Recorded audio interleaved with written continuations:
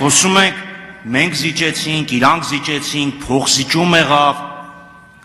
վերջի ադրբեջանական երկու կետերը իրենց պարտադրանքի արդյունքում զիջեցինք։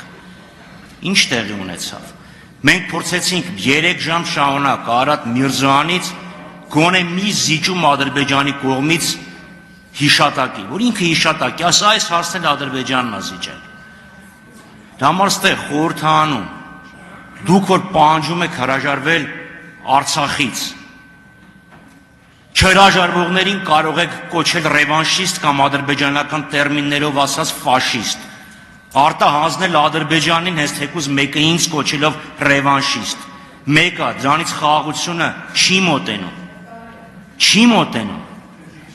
եւ հիմա ստեղ օգտվելով հարցից իրավունքից ուղղակի ասեմ, նշեք գոնե մի կետ,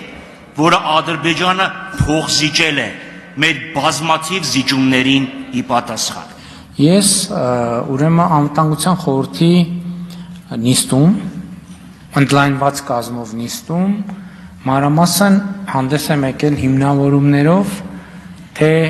ինչու է ճիշտ կայացնել այդ որոշումը։ Ես նկատի ունեմ խաղաղության համաձայնագրի նախագիծը վերջնականացնելու։ Նույն հիմնավորումները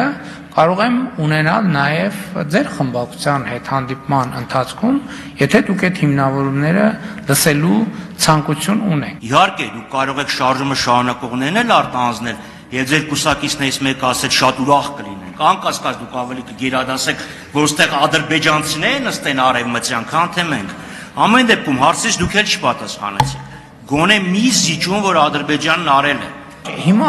Հիմա ասեմ կարճ։ Իսկ եթե կարճ են թոքի պատմությունը պատմել եմ, նորից չպատմեմ։